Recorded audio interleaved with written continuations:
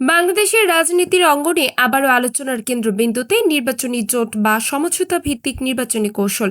অনেকদিন ধরেই শোনা যাচ্ছিল একটি ইসলামপন্থী ও সমমনা দলগুলোর নির্বাচনী সমঝোতা ভোট একীকরণ প্রক্রিয়া গঠনের পরিকল্পনা চলছে। তবে এতদিন পর্যন্ত জামায়াত কিংবা অন্য কোনো দল খোলাখুলি স্বীকার করেনি এ ধরনের কোনো নির্বাচনী জোটের অস্তিত্ব। কিন্তু সম্প্রতি নতুন করে এই প্রসঙ্গটি ঘিরে শুরু হয়েছে জোর আলোচনা। বিশেষ করে বাংলাদেশ জামায়াতে ইসলামীর আমির ডাক্তার শফিকুর রহমান এক সাম্প্রতিক সাক্ষাৎকারে বিষয়টি নিয়ে মুখ খোলার পর রাজনৈতিক অঙ্গনে যেন নতুন করে সাড়া পড়ে গেছে। তিনি ইঙ্গিত দেন আসন ভিত্তিক নির্বাচনী সমঝোতার পথে হাঁটতে পারে তাদের দল, অর্থাৎ একাধিক সমমনা দল একসাথে কাজ করবে, তবে আনুষ্ঠানিক কোনো জোট নয়। রাজনৈতিক বিশ্লেষকরা বলছেন এটি হয়তো এক ধরনের গোপন কৌশল।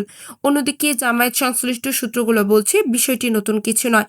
তাদের ভাষায় আমরা শুরু থেকে একই কথা বলে আসছি, সব ভোট এক বাক্সে। অর্থাৎ নির্বাচনী সমঝোতা মানে হলো ভোট বিভক্ত না হয়ে একই দিকে যাবে।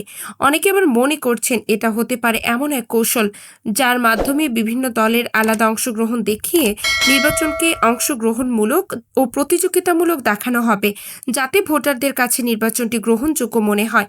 অথচ ভেতরে ভেতরে সব ভোট হয়ে যাবে এক নির্দিষ্ট ব্লকের পক্ষে। এর আগে বিএনপিও নিজেদের প্রার্থী তালিকায় সমমনাদের জন্য কয়েকটি আসন ফাঁকা রেখে দিয়েছে, যা রাজনৈতিক পর্যবেক্ষকদের চোখে অঘোষিত সমঝোতার ইঙ্গিত।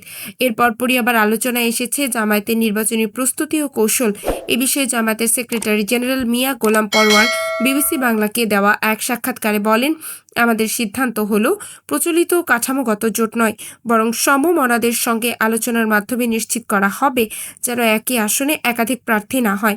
উল্লেখ্য, 2001 সালের জাতীয় নির্বাচনে জামায়াতে ইসলামী ছিল বিএনপির নেতৃত্বাধীন 4 দলীয় জোটের অন্যতম অংশীদার।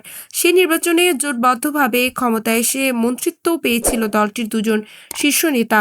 তবে পরবর্তী সময়ে রাজনৈতিক পরিবর্তন, সহিংসতা ও নিষেধাজ্ঞার মুখে সেই সম্পর্ক অনেকটাই শিথিল হয়ে পড়ে।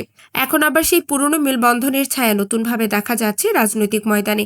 যদিও কেউ বলছে এটি নতুন কৌশল, আবার কেউ দেখছে এটি পুরনো রাজনীতির পুনরাবৃত্তি।